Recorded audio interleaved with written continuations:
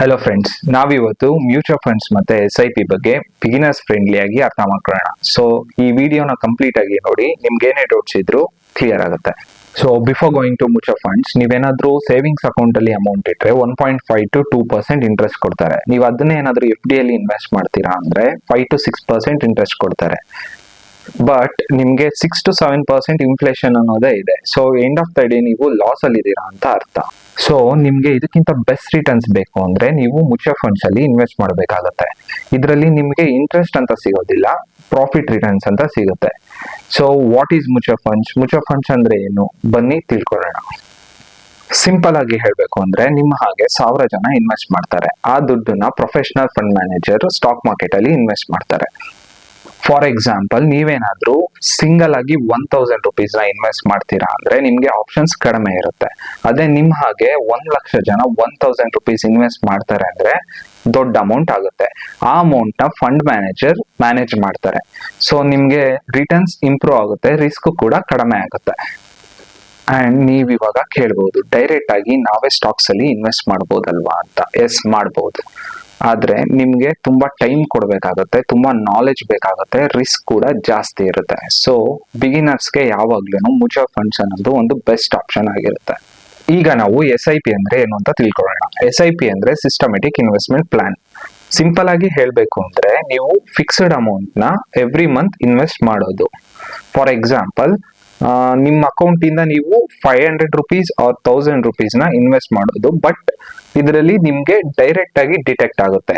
Automatic ಆಗಿ ನಿಮ್ಗೆ ಹೆಂಗೆ EMIs ನ ಪೇ ಮಾಡ್ತೀರೋ ಅದೇ ರೀತಿ SIPs ಕೂಡ ಡೆಬಿಟ್ ಆಗುತ್ತೆ. ನಾವಿವಾಗ SIP ಯಾಕೆ ಪವರ್ಫುಲ್ ಅಂತ ತಿಳ್ಕೊಳ್ಳೋಣ. ಮಾರ್ಕೆಟ್ ಯಾವಾಗ್ಲೂ ಅಪ್ ಅಂಡ್ ಡೌನ್ ಹೋಗ್ತಾನೆ ಇರುತ್ತೆ. ಬಟ್ SIP ಇಂದ ಏನಾಗುತ್ತೆ ಅಂದ್ರೆ, ಮಾರ್ಕೆಟ್ ಹೈ ಅಲ್ಲಿ ಇದ್ದಾಗ ಸ್ವಲ್ಪ ಯೂನಿಟ್ಸ್ ನ ತಗೋತೀರಾ, ಮಾರ್ಕೆಟ್ ಲೋ ಅಲ್ಲಿ ಇದ್ದಾಗ ಜಾಸ್ತಿ ಯೂನಿಟ್ಸ್ ನ ತಗೋತೀರಾ. ಇದನ್ನೇ ಆವರೇಜ್ ಕಾಸ್ಟ್ ಅಂತ ಹೇಳೋದು. ಸೊ ಇದರಿಂದ ಏನಾಗುತ್ತೆ ಅಂದ್ರೆ, ನಿಮ್ಗೆ ಲಾಂಗ್ ಟರ್ಮ್ ಅಲ್ಲಿ ಪ್ರಾಫಿಟ್ ಚಾನ್ಸಸ್ ಜಾಸ್ತಿ ಇರುತ್ತೆ. ಈಗ ನಾವು ರಿಯಲ್ ಲೈಫ್ ಎಕ್ಸಾಂಪಲ್ ನ ನೋಡೋಣ. ಲೆಟ್ಸ್ ಸೇ ನೀವು 1000 ರುಪೀಸ್ SIP ಸ್ಟಾರ್ಟ್ ಮಾಡಿದೀರಾ ಅಂಡ್ ನಿಮ್ಗೆ ಆವರೇಜ್ 12% ರಿಟರ್ನ್ ಸಿಗ್ತಿದೆ. 10 ಇಯರ್ಸ್ ಆದ್ಮೇಲೆ ನಿಮ್ಗೆ 2.3 lakhs ಆಗಿರುತ್ತೆ. ಟೋಟಲ್ ನೀವ್ ಇನ್ವೆಸ್ಟ್ ಮಾಡಿದ್ದು 1.3 lakhs. ಆದ್ರೆ ನಿಮ್ಗೆ ಗ್ರೋತ್ ಇಂದ ಡಬಲ್ ಆಗಿದೆ. ಸೊ ಇದನ್ನೇ ಕಾಂಪೌಂಡಿಂಗ್ ಮ್ಯಾಜಿಕ್ ಅಂತ ಹೇಳೋದು. ನಾವೀಗ ಟೈಪ್ಸ್ ಆಫ್ ಮ್ಯೂಚುವಲ್ ಫಂಡ್ಸ್ ನೋಡೋಣ. ಮ್ಯೂಚುವಲ್ ಫಂಡ್ಸ್ ಅಲ್ಲಿ 3 ಮೇನ್ ಟೈಪ್ಸ್ ಇರುತ್ತೆ: large cap fund, mid cap fund and small cap fund. Large cap funds ಅಲ್ಲಿ ನಿಮ್ಗೆ ಸ್ಟೇಬಲ್ ಕಂಪನೀಸ್ ಅಲ್ಲಿ ಇನ್ವೆಸ್ಟ್ ಮಾಡ್ತಾರೆ, ಸೇಫ್ ಆಗಿರುತ್ತೆ ಅಂಡ್ ಬಿಗಿನರ್ಸ್ಗೆ ಬೆಸ್ಟ್ ಆಪ್ಷನ್ ಆಗಿರುತ್ತೆ. Next mid cap fund. Mid cap funds ಅಲ್ಲಿ ನಿಮ್ಗೆ ರಿಸ್ಕ್ ಮೀಡಿಯಂ ಆಗಿ ಇರುತ್ತೆ, ರಿಟರ್ನ್ಸ್ ಕೂಡ ಮಾಡರೇಟ್ ಆಗಿ ಇರುತ್ತೆ. Next small cap fund. Small cap fund ಅಲ್ಲಿ ನಿಮ್ಗೆ ರಿಸ್ಕ್ ಜಾಸ್ತಿ ಇರುತ್ತೆ, ರಿಟರ್ನ್ಸ್ ಕೂಡ ಹೈ ಆಗಿ ಇರುತ್ತೆ ಲಾಂಗ್ ಟರ್ಮ್ ಅಲ್ಲಿ. So which fund should you choose? ನೀವೇನಾದ್ರೂ ಬಿಗಿನರ್ಸ್ ಆಗಿದ್ರೆ ಸಿಂಪಲ್ ಸ್ಟ್ರಾಟಜಿನ ಫಾಲೋ ಮಾಡಿ. Start with the large cap fund. For example, Nifty 50 ಅಲ್ಲಿರೋ ಬ್ಲೂ ಚಿಪ್ ಕಂಪನೀಸ್ ಅಲ್ಲಿ ಇನ್ವೆಸ್ಟ್ ಮಾಡಬಹುದು. No tension, no confusion. ಈಗ biggest mistakes, very important part. 90% ಜನ ಈ ಮಿಸ್ಟೇಕ್ಸ್ ನ ಮಾಡ್ತಾರೆ.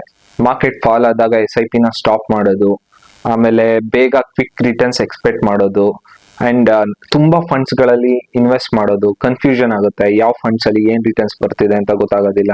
ಸೊ ಈ ತರ ಮಿಸ್ಟೇಕ್ಸ್ ಗಳನ್ನ ಮಾಡೋದನ್ನ ಸ್ಟಾಪ್ ಮಾಡಿ. ಯಾಕೆಂದ್ರೆ ಮ್ಯೂಚುವಲ್ ಫಂಡ್ಸ್ ಅನ್ನೋದು ಪೇಷನ್ಸ್ ಗೇಮ್. ನೀವು ಎಷ್ಟು ಟೈಮ್ ಕೊಡ್ತೀರೋ ಅಷ್ಟು ಅಡ್ವಾಂಟೇಜ್ ನೀವು ತಗೋತೀರಾ. So how to start mutual funds? Start ಮಾಡೋದು ತುಂಬಾ ಈಸಿ. ಝೀರೋದಾ ಆರ್ ಕೋಟಕ್ ನಿಯೋ ಯಾವ್ದಾದ್ರು ಬ್ರೋಕಿಂಗ್ ಆಪ್ ನ ಡೌನ್ಲೋಡ್ ಮಾಡ್ಕೊಳ್ಳಿ ಅಂಡ್ KYC ನ ಕಂಪ್ಲೀಟ್ ಮಾಡಿ. 500,000 ರುಪೀಸ್ ಇಂದ ನೀವು SIP ನ ಸ್ಟಾರ್ಟ್ ಮಾಡಬಹುದು. ಜಸ್ಟ್ 10 ಮಿನಿಟ್ಸ್ ಪ್ರೋಸೆಸ್ ಅಷ್ಟೇ. ಅಂಡ್ ಡಿಸ್ಕ್ರಿಪ್ಷನ್ ಅಲ್ಲಿ ಕೂಡ ಲಿಂಕ್ ಹಾಕಿರ್ತೀನಿ, ನೀವು ಅದರಿಂದನೂ ಡೌನ್ಲೋಡ್ ಮಾಡ್ಕೋಬಹುದು. ಸೊ ನಾನು ಆಗ್ಲೇ ಹೇಳ್ದಾಗೆ ಮ್ಯೂಚುವಲ್ ಫಂಡ್ಸ್ ಅಲ್ಲಿ ಟೈಮ್ ಅನ್ನೋದು ತುಂಬಾ ಇಂಪಾರ್ಟೆಂಟ್ ಆಗುತ್ತೆ. ಸೊ ನೀವು ಎಷ್ಟು ಬೇಗ SIP ಸ್ಟಾರ್ಟ್ ಮಾಡ್ತೀರೋ ಅಷ್ಟು ಅಡ್ವಾಂಟೇಜ್ ನೀವು ತಗೋತೀರಾ. ಅಂಡ್ ನಿಮ್ಗೆ ಏನಾದ್ರು ಡೌಟ್ಸ್ ಇದೆ ಅಂದ್ರೆ ಕಮೆಂಟ್ಸ್ ಅಲ್ಲಿ ಹಾಕಿ. ಅಂಡ್ ನೆಕ್ಸ್ಟ್ ವಿಡಿಯೋ ಅಲ್ಲಿ ಸಿಗೋಣ. Thank you.